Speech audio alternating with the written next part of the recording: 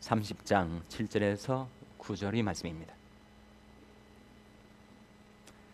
구약성경 944면 잠언 30장 7절에서 9절의 말씀을 찾아서 교독하시겠습니다. 잠언 30장 7절에서 9절의 말씀을 교독하시겠습니다.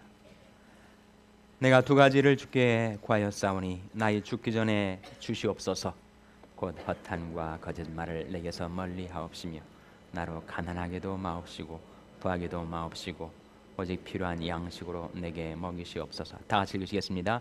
혹 내가 배불러서 하나님을 모른다 여호와가 누구냐 할까 하오며 혹 내가 가난하여 도적질하고 내 하나님의 이름을 욕되게 할까 두려워함이니이다. 아멘.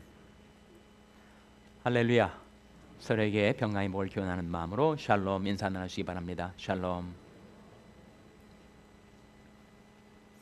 우리 중고등부 자녀들이 겨울 수양에 나가 있습니다. 계속 위하여 기도해 주시기 바랍니다. 아이들이 뭔가 비전을 볼 수 있도록, 깨달음을 얻을 수 있도록, 은혜를 받을 수 있도록 그 마음과 삶에 변화가 일어나도록 계속 기도해 주시기를 바랍니다. 어제 여러분이 기도해 주셨던 황영숙 권사님 암 절제 수술 무사히 마치고 집으로 귀가해서 요양 중입니다. 쾌차하도록 기도해 주시기를 바랍니다. 이덕훈 집사님 아들 제임스의 건강 회복을 위해서도 계속 기도해 주시기를 부탁드립니다. 오늘 본 말씀은 한 사람이 기도가 나오죠. 그 사람 이름이 뭐라고요? 아구리 기도. 아구리 기도가 오늘 본 말씀에 나타납니다. 어디에 나오는가? 어디에 나오죠? 1절에 나온단 말이죠. 1절 말씀 같이 읽겠습니다. 시작. 이 말씀은 아게의 아들 아굴의 잠언이 그가 이디엘과 우갈에게 이른 것이니라. 아굴의 잠언, 지혜의 말씀이죠. 아굴의 기도, 지혜로운 사람의 기도입니다. 우리는 성경을 통해서 기도를 배우게 돼요. 무엇이 과연 지혜로운 기도인가? 무엇이 과연 이상적인 기도인가? 그것을 내 생각으로 고안해내는 것 아니고 하나님 말씀을 통해서 우리가 배우고 깨닫게 되는 것입니다. 잠언에 나타난 이 아굴이라는 인물은 정말 지혜로운 인물이었겠죠. 그리고 그가 드렸던 기도는 정말 지혜로운 기도였을 것입니다. 아굴이 기도로 잘 알려진 대목, 나로 하여금 부하게도 마옵시고 가난하게도 마옵시고 필요한 양식으로 먹이시옵소서. 우리는 그 두 번째 파트에 많은 인상을 받고 또 물질과 관계된 기도니까 우리에게 더 실감이 나서 그 부분을 기억하지만 사실 아굴의 기도의 첫 번째 간구의 제목은 그 앞에 나타나 있습니다. 어떤 기도였죠? 내게서 무엇과 무엇을 멀리 옮겨달라고 기도했습니까? 허탄과 거짓말을. 내가 두 가지를 주께 구하였사오니 나의 죽기 전에 주시옵소서 했을 때 두 가지 기도 제목을 아굴이 우리에게 가르쳐 준단 말이죠. 첫 번째는 허탄과 거짓말을 내게 멀리 하옵소서라는 기도 제목입니다. 두 번째 기도 제목은 나로 가난하게도 마옵시고 부하게도 마옵시고 오직 필요한 양식으로 내게 먹이시옵소서라는 기도죠. 그래서 두 번째 기도보다도 첫 번째 기도가 먼저 나오고 더 중요한 기도의 제목입니다. 여러분, 우리 신앙생활의 여정을 어떻게 이해하십니까? 우리는 왜 그렇게 많은 시간과 노력을 기울여서 주님을 섬기며 신앙생활을 해 나가는 것일까요? 그 신앙생활을 통해서 우리가 뭘 얻고자 하는 것입니까? 신앙생활의 골이 무엇입니까? 여러분? 그것은 한마디로 하나님의 형상을 닮아 그 인격과 삶이 변화되는 것, 그것이 우리 신앙생활의 목표라고 할 수가 있습니다. 네, 무엇으로 인해서 우리가 특별히 변화를 받아야 하는가? 우리에게 허탄과 거짓말이 내 인격을 사로잡아서 내가 하나님의 은혜로 하나님의 자녀가 되었지만 그 신앙과 인격 면에 있어서는 정말 정직하지 못한 사람으로 떨어지지 않고 하나님이 정직하신 하나님이십니다. 그런 것처럼 우리도 하나님을 닮아 정직한 인격으로 변화되는 것, 그것이야말로 신앙생활의 목표다라고 말을 할 수가 있을 거예요. 여러분, 정직의 반대말이 뭐예요? 정직의 반대말은 부정직, 거짓, 이런 것이 되겠죠. 그런데 영적인 의미에서 정직의 반대는 또한 불신앙입니다. 우리에게 믿음이 떨어지면, 우리가 하나님을 의뢰하지 못하면 우리는 자꾸 꾀를 내게 됩니다. 그래서 허탄과 거짓말을 따라서 내가 이 인생에서 한번 성공해 보고자 하는 그런 유혹을 받습니다. 전도서 7장 29절 한번 펼쳐보시기 바랍니다. 전도서는 잠언 다음 책이니까 곧바로 나오죠. 전도서 7장 29절. 구약성경 955면 전도서 7장 29절 말씀 같이 읽겠습니다. 전도서 7장 29절입니다. 시작. 나의 깨달은 것이 이것이라. 곧 하나님의 사람을 정직하게 지으셨으나 사람은 많은 꾀를 낸 것이니라. 하나님께서 우리를 정직하게 지으셨는데 사람이 많은 무엇을 냈다고요? 꾀를 냈답니다. 그래서 자기 꾀로 자기 인생을 성공시키려 하다가 낭패를 보는 인생이 한둘이 아니죠. 왜 자기 꾀를 의지하는가? 하나님의 도우심, 하나님의 인도하심을 우리가 신뢰하지 못하기 때문에 곧 불신앙이 부정직을 낳습니다.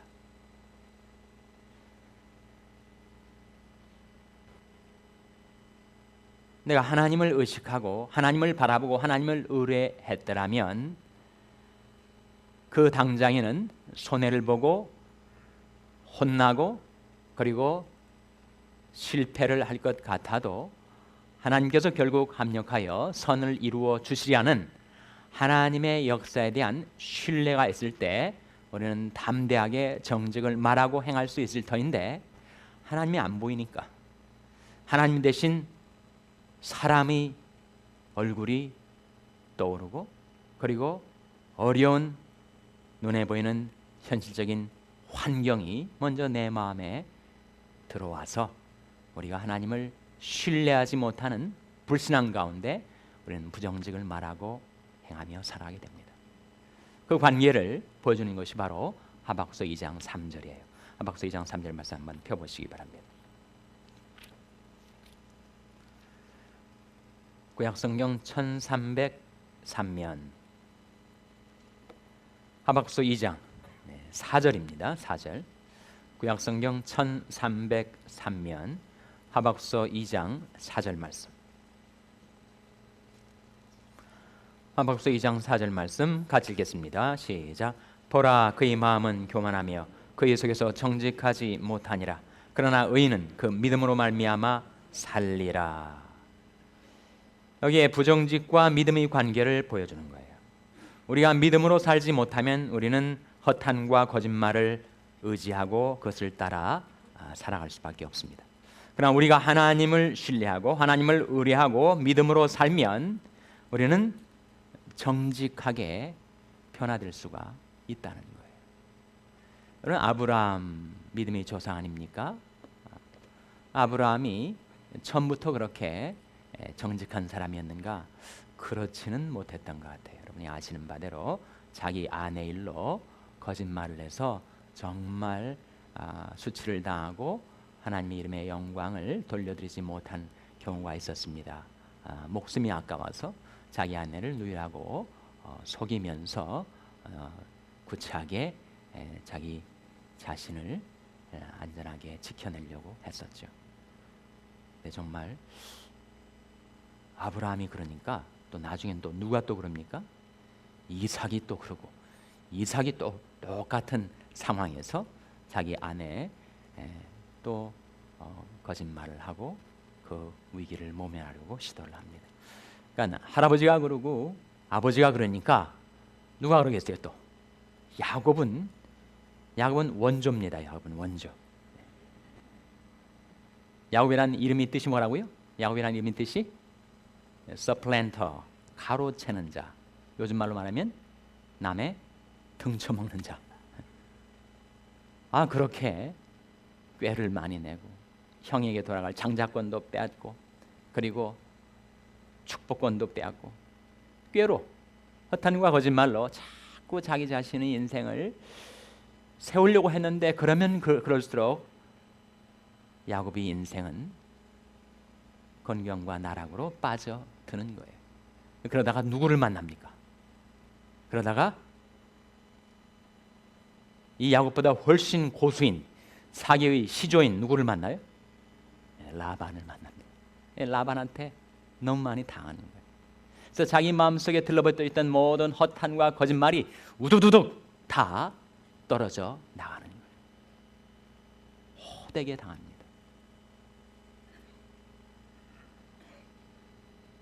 한편으로는 그 아브라함과 이삭과 야곱의 생애가 우리에게 위로를 주기도 하죠.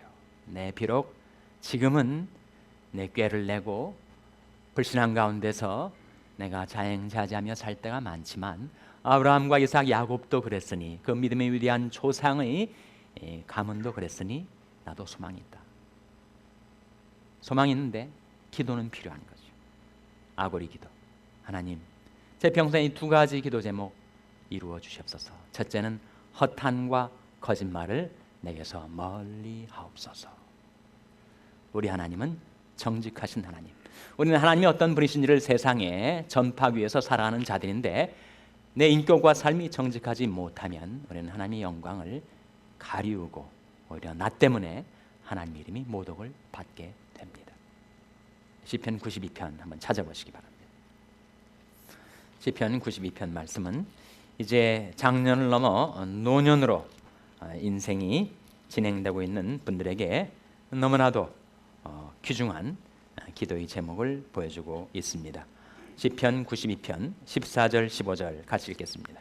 시편 92편 14절 15절 말씀 같이 읽겠습니다. 시작.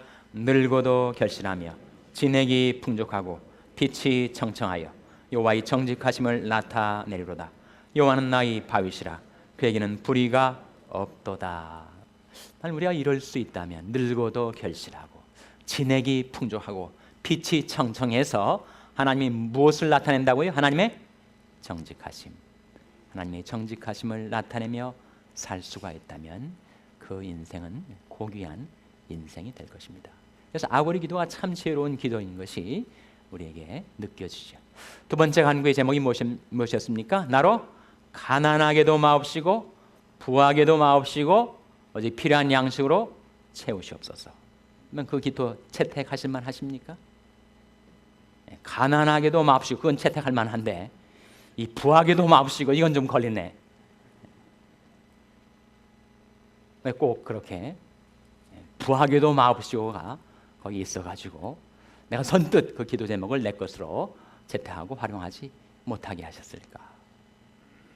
그러면 그것이 정말 지혜가 아닙니까? 성령과 역사와 인생 속에서 우리는 정말 자기가 감당 못할 물질적인 부요가 사람을 어떻게 타락시키고 부패시키고 그 인생을 망가뜨리는지를 우리는 보고 있습니다.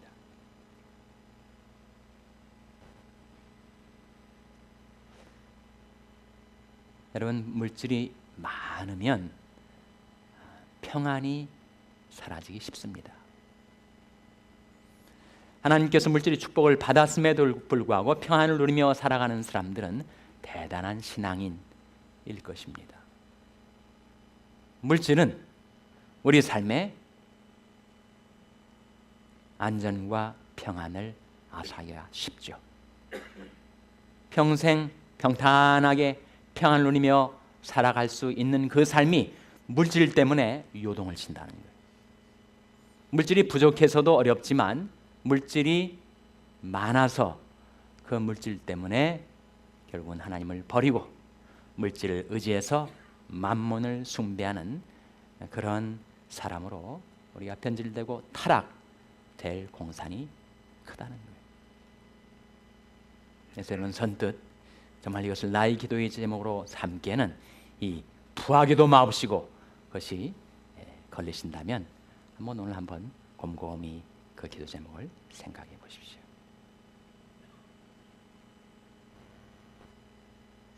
하나님께서는 사랑하시는 우리들의 아버지, 자기 아들 아끼지 아니하시고 우리 모든 사람을 위하여 내어주시니가 어찌 그 아들과 함께 모든 것을 은사로 주지 아니하시겠느냐. 나의 하나님이 그리스도 예수 안에서 영광 가운데 그 풍성한 대로 너희 모든 쓸 것을 채우시리라. 무엇을 먹을까 무엇을 마실까 염려하지 말고 하나님의 나라와 하나님의 일을 먼저 구하며 살아가면 하나님께서 이 모든 것을 너에게 더하시리라. 우리 하나님의 약속을 신뢰한다면 내 평생 하나님을 나의 영원한 기업으로 모시고 삼고 의지하며 살아가는 가운데 하나님께서 내게 꼭 필요한 것들, 내 모든 욕망을 다 충족시켜 주지는 않으시지만 내 삶에 절실하게 필요한 모든 것들은 반드시 하나님께서 공급해 주십니다. 무릇 그를 기다리는 자는 복이 있도다. 자기 진정한 필요를 하나님 앞에 가지고 나와서 아뢰면서 하나님의 도우심, 하나님의 공급하심을 기다리며 사는 인생은 복이 있다 하셨습니다.